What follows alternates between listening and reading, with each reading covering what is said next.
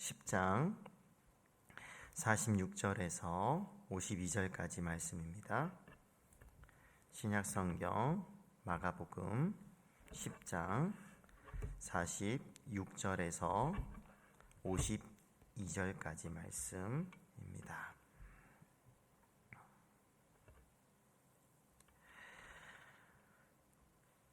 그들은 여리고로 갔습니다. 예수와 제자들이 많은 사람들과 함께 그 성을 떠나려는데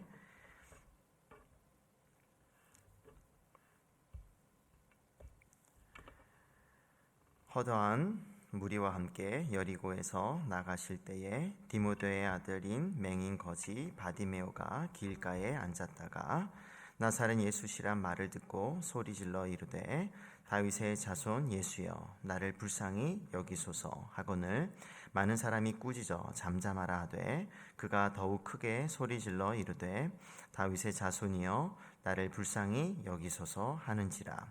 예수께서 머물러 서서 그를 부르라 하시니 그들이 그 맹인을 부르며 이르되 안심하고 일어나라. 그가 너를 부르신다 하매 맹인이 겉옷을 내버리고 뛰어 일어나 예수께 나아오거늘 예수께서 말씀하여 이르시되 내게 무엇을 하여 주기를 원하느냐. 맹인이 이르되 선생님이여 보기를 원하나이다. 예수께서 이르시되 가라 내 믿음이 너를 구원하였느니라 하시니 그가 곧 보게 되어 예수를 길에서 따르니라. 아멘. 예수님께서는 이제 고난의 길 예루살렘으로 가시는 그 도중에 계시는데 여리고 성에 이제 가까이 계셨을 때 또 지나가셨을 때 일어나는 사건을 기록하고 있습니다. 여리고 하면 우리가 구약 시대에 또 잘 알고 있는 것처럼 이제 가나안 땅의 첫 점령지죠. 놀라운 방식으로 하나님께서 이스라엘 백성들을 그 여리고 성을 또 무너뜨리시는 사건을 우리는 잘 알고 있을 것입니다. 근데 신약 성경에 보게 되면 요단강에서 서쪽으로 또 8km 정도 되는 그 곳에 또 다른 그런 여리고가 있었습니다. 또 신약의 여리고는 그래서 헤롯 대왕에 의해서 굉장히 많이 확장이 되었는데 세 개의 또 별도 궁전과 또 정교한 그런 마차 경주장 단지를 조성할 정도로 유명한 그러한 곳이었습니다. 하지만 여기서 말하는 것은 아마도 그럴 것입니다. 헤롯 대왕에 의해서 이제 확장된 그런 여리고 성을 지나가고 있었을 것으로 우리가 생각할 수가 있습니다. 그곳을 통해서 수많은 이제 순례자들이 이제 예루살렘으로 가는 그런 길목이 있었기 때문에 그래 많은 사람들이 있었던 것을 알 수가 있습니다. 근데 여기 인물들을 좀 보게 되면 여기서 46절에 보면 바디메오라고 하는 한 사람이 등장하게 됩니다. 그런데 디메오의 아들로 소개되고 있고 또 그에게 있어서 한 가지 맹인이라고 하는 그런 삶의 어두운 부분을 가지고 있었던 한 사람이 길가에 앉아 있다는 것으로 오늘의 말씀을 시작을 하고 있습니다. 맹인 거지였다. 특별히 이제 마가복음에서는 그 많은 사람들이 예수님에 의해서 고침을 받는 그런 장면들이 나오게 되는데 특별히 그 고침을 받는 사람들 중에서 이름이 기록되고 있는 그런 특별한 곳이다. 그만큼 이 사람이 누구인지를 알려주는 것에 있어서 그것을 분명히 하고 있다는 것을 알 수가 있죠. 아버지가 있고 그에게는 또 여러 가지가 있지만 그에게 없는 것이 있다면 볼 수 없다는 것이죠. 그래서 앉아 있는 그래서 맹인으로서 또 구걸하면서 순례자들에 의해서 또 이렇게 도움을 받아 하루하루를 어쩌면 살아가고 있는 그런 삶을 살고 있다. 이것을 알 수가 있죠. 그런데 예수님께서 그곳에 지나가신다는 그 이야기를 듣고 이 사람의 인생에 빛이 비추게 되는 것이죠. 그래서 빛으로 오신 그 예수님이 오신다는 소식을 듣고 그것이 그에게는 기회로 여겼던 것을 알 수가 있습니다. 어쩌면 이 사람에게는 다시 오지 않을 기회라는 것을 이 사람은 알았는지 그가 할 수 있는 범위 내에서 최선을 다해서 그 기회를 놓치지 않는 것을 볼 수가 있습니다. 비록 눈은 볼 수 없지만 그에게는 귀가 있고 또 말할 수 있는 입이 있고 또 움직일 수 있는 다리가 멀쩡하다는 것을 알 수가 있는 것이죠. 다만 볼 수만 없었을 뿐이라는 것을 알 수가 있습니다. 그래서 47절에 나사렛 예수시라고 하는 이 소식을 듣고 이 사람이 할 수 있는, 볼 수는 없어도 말할 수 있었기에 그가 큰 소리로 나사렛 예수여, 다윗의 자손 예수여, 나를 불쌍히 여기소서라고 부르짖게 됩니다. 그가 여기서 불쌍히 여기소서라고 하는 것은 일종의 기도라고 하는 것을 알 수가 있죠. 그가 할 수 있는 것은 자비를 구하는 것이다. 자격이 있어서 부르짖는 것이 아니라 자격이 없지만 그럼에도 그가 할 수 있는 최선을 다해서 주님께 기도하고 있는 것을 볼 수가 있는 것이죠. 그래서 자신의 처지를 알아달라라고 하는 것입니다. 그래서 여기서 불쌍히 여기다라고 하는 것은 성경에서 하나님은 자비롭고 또 불쌍히 여기시는 긍휼이 많으신 그런 하나님으로 소개되고 있죠. 다윗이 이것을 잘 알았듯이 시편 10장 17절에서 이렇게 찬양을 합니다. 여호와여, 주는 겸손한 자의 소원을 들으셨사오니. 겸손한 자의 소원을 들으시는 하나님을 찬양하고 있는 것을 볼 수가 있습니다. 때로 기도는 자신의 상황을 알리는 것이죠. 하나님께 알아달라고 요청할 때가 있는 것입니다. 그래서 이 사람은 예수님과 어떤 친문도 또 친척도 아닌 것입니다. 그저 길가에 있다가 자신의 있는 문제, 그 문제를 해결할 수 있다는 예수님에 관한 소식을 많이 들어왔기 때문에 그 기회를, 또 자신의 있는 문제를 해결해 주실 수 있는 그 예수님께 간청하는 것이죠. 그래서 기회라고 하는 것은 이처럼 갑자기 찾아온다는 것을 알 수가 있습니다. 그래서 이것은 일종의 믿음이죠. 믿음이 없다면 이 사람이 이렇게 간구할 수 없었을 것입니다. 사람들이 아무리 시끄럽다, 잠잠히 하라, 조용히 해라 라고 말려도 아랑곳하지 아니하고 계속해서 요청하고 있는 이 사람의 모습을 통해서 이 사람의 기도는 끈질긴 기도다. 포기하지 않고 더 크게 요청할 수 있는 용기를 가진 기도자의 모습을 또한 우리는 볼 수가 있는 것입니다. 왜 이런 끈기가 가능했을까요? 다시 기회가 오지 않는다는 것을 그 사람은 잘 알았기 때문이고, 실제로 예수님께서는 이제 십자가를 향해서 가고 계시기 때문에 직접 뵙고 자비를 구하는 일은 더 이상 없었을 것입니다. 그래서 그 마지막 기회를, 인생의 마지막 기회를 잡고 있었던 것이죠. 그래서 우리도 기도라고 할 때, 기도를 할 때 끈기가 필요할 때가 있습니다. 이것이 마지막 기회이다. 더 이상 나에게는 기회가 오지 않는다 라고 하는 그런 생각을 가지고 간절하게 기도할 때가 필요한 것이죠. 그래서 이 사람은 없는 것에 좌절하지 않았습니다. 자신이 가지고 있는 것을 붙들고 최선을 다해서 예수님께 간구했던 것을 볼 수가 있는데요. 이처럼 예수님을 만나고 소통하는 방법은 다양합니다. 우리에게 없는 것이 아니라 있는 것을 가지고 하나님과 소통하며 교제하며 또 기도할 수가 있는 것이죠. 그렇다면 우리가 가지고 있는 것은 무엇일까? 우리가 기도하고 또 요청하고 또 자비를 구할 때 우리가 가지고 있는 것이 무엇일까? 하나님을 향한 간절한 마음인가? 아니면 정말 말할 수 없는 탄식 가운데 드리는 기도인가? 그 무엇이든 하나님께서는 우리가 올려드리는 그 기도를 무시하지 않으신다는 것을 기억하시기를 바랍니다. 그래서 하나님께서 우리의 처지와 상황과 여건을 아시기에 우리의 기도를 들어주실 수 있는 것이죠. 우리가 없는 것도 아시고 우리가 가진 것들도 잘 알고 계시기에 그저 우리에게 있는 것을 가지고 하나님께 나아가고 붙들고 또 기도하면 되는 것입니다. 49절에 보게 되면 예수님께서는 그 사람을 알아주시죠.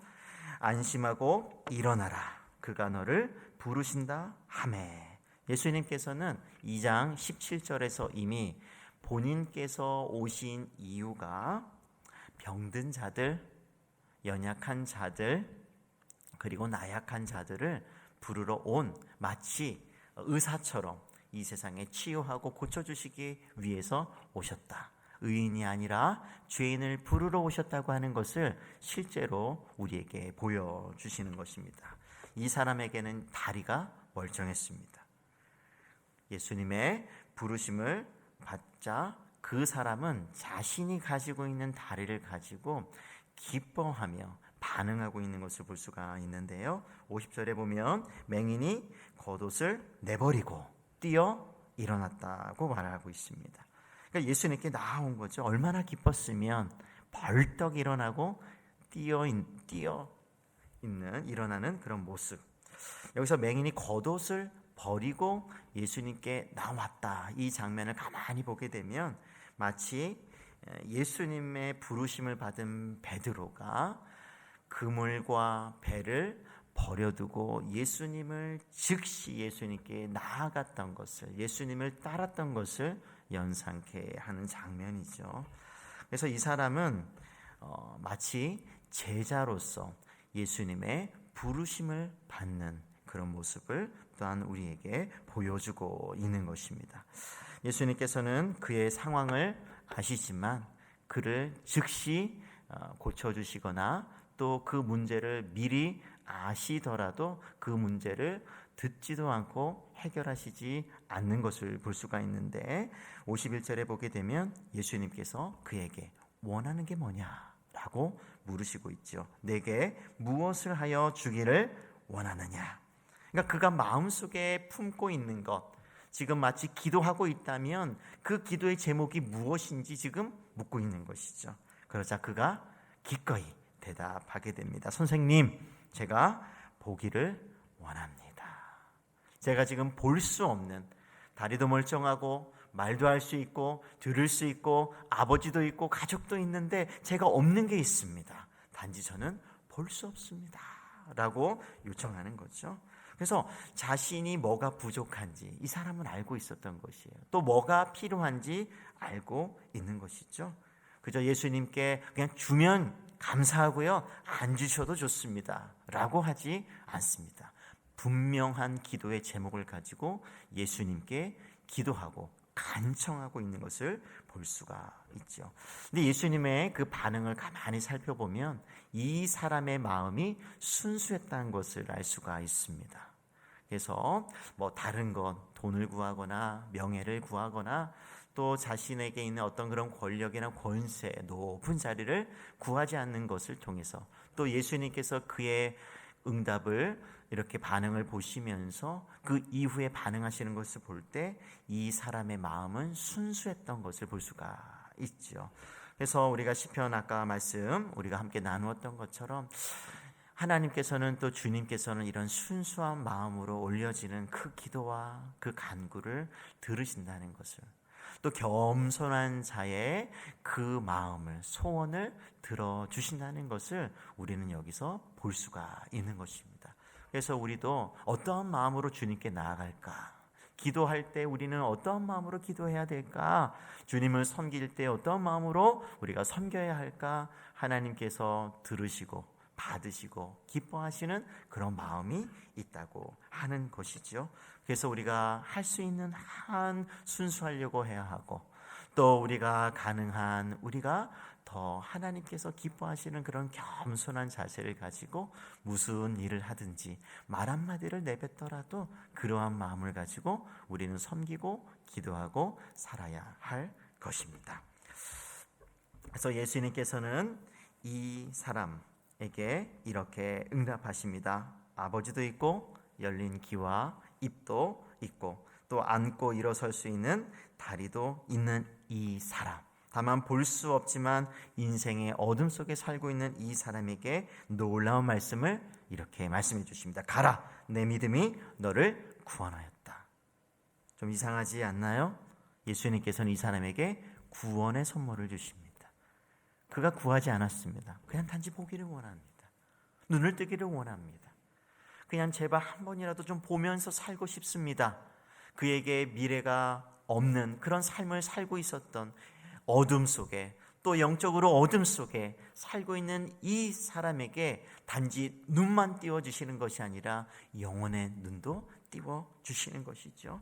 자비를 구한 그에게 구원이 임하는 것입니다. 그래서 구원이라고 하는 것은 어떻게 우리가 받는가? 자격이 없는 자가 하나님의 긍휼로 예수님의 자비로 받는다고 하는 것을 또한 우리는 여기서 볼 수가 있는 것이죠.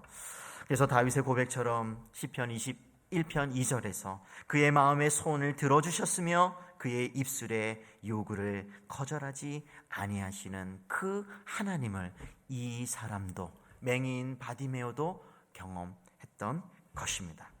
그는 단지 보기를 원하였지만 그에게 구원이 임하는 놀라운 선물을 받게 되는 것이죠. 그러면 그 다음 이 사람은 어떠했을까요? 만약에 여러분들이라고 한다면 구하지 않는 것까지, 더 큰 것까지, 아니 이 세상에 있는 그 어떤 가치 있는 것보다 더 위대하고 더 높은 것을 받았다면 여러분들은 어떻게 하시겠습니까? 근데 이 사람은 이렇게 보게 되어 예수를 길에서 따랐다고 말씀하고 있습니다. 제자들이 행했던 길을 그도 걸어갔던 것이죠. 예수님의 제자의 길을 걷게 된 것입니다.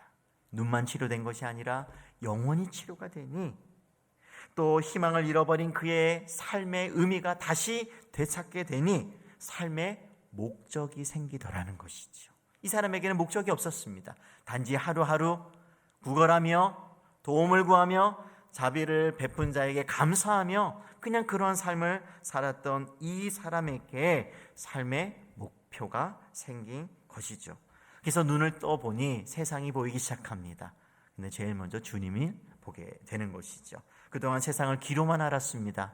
온갖 소리를 들으며 볼 수는 없어도 그 열린 귀로 들으며 살아왔죠. 더러운 소리, 부정적인 소리, 욕하는 소리, 탄식하는 소리, 웃음소리, 더 나아가서 순례자들이 정말 하나님을 만나고 예배하고 제사하는 그런 모든 그런 은혜의 소리, 그 온갖 그 기대하는 소리, 그는 귀에 가득 채워지는 삶을 그동안 살아왔는데 이제는 복음의 소리로 예수님이 이 땅에 오셨다, 그분을 만나면 치료될 수 있다, 그 정도로 이 사람은 여겼지만 그 복음의 소리로 이 사람의 삶은 송두리째 바뀌었던 것이죠. 세상을 눈이 떠보니 세상이 정말 달리 보이기 시작합니다. 그래서 자신이 이미 가지고 있는 것들, 다리와 팔과 또 건강한 이 육체, 이제 눈을 떠보니 그것을 가지고 다른 목표, 더 큰 가치 있는 삶을 이 사람은 살게 되는 것입니다. 마치 사도 바울이 예수님을 만나고 나서 정말 빌립보서 3장 14절에 있는 고백처럼 표대를 향하여 그리스도 예수 안에서 하나님이 위에서 부르신 부르심의 상을 위하여 달려가노라라고 하는 이런 목표점을 이 사람도 가지고 예수님의 그 부르심, 복음으로 새로워진 그 인생의 삶의 목표를 향해서 한 걸음 한 걸음 새로운 발걸음을 내딛었던 것입니다. 그래서 사람은 무엇을 보고 무엇을 듣는지가 중요한 것입니다. 삶의 방향과 모습이 달라지기 때문이죠. 그래서 우리가 받은 은혜로 무엇을 하며 혹시 살고 계십니까? 우리의 영혼의 눈을 띄워주셨고 우리에게 구원을 베풀어 주셔서 우리가 이미 가지고 있는 것들을 가지고, 그러면 우리는 바디메오 말고 우리는 어떻게 살고 있냐고 제가 묻는 것입니다. 그래서 어떻게 예수님과 동행하고 있는지 한번 생각하시면서 하나님의 뜻이 우리의 뜻이 되고 또 예수님께서 가시는 길을 기꺼이 우리도 기뻐 뛰며 즉시 따랐던 제자들처럼 우리도 그와 같은 제자의 길로 걸어가야 할 것입니다. 하나님은 우리의 마음의 소원을 아십니다. 그리고 들으십니다. 그러면 어떤 자의 소원을 들으실까요? 시편은 37편 4절을 통해서 이렇게 우리에게 알려줍니다. 여호와를 기뻐하라. 그가 내 마음의 소원을 내게 이루어 주시리라. 하나님을 기뻐하는 자, 그런 자의 마음의 소원을 들어주신다고 말씀하고 있습니다. 때로 하나님은 우리 안에 마음의 소원이 없는 것도 아시고 마음의 소원을 두시면서 그와 같은 일들을 하시죠. 빌립보서 2장 13절에 너희 안에서 행하시는 이는 하나님이시니 자기의 기쁘신 뜻을 위하여 너희에게 소원을 두고 행하신다. 여러분에게는 어떤 소원이 있습니까? 하나님은 우리가 소원을 갖기를 원하십니다. 간절히 바라는 것, 그것을 하나님께 구함으로 하나님께 응답을 받는 그런 복된 이 새벽이 되시기를 주님의 이름으로 축복합니다. 아멘. 이 시간 우리 아까 불렀던 찬송인데요, 우리 441장 새 찬송가 은혜 구한 내게 은혜의 주님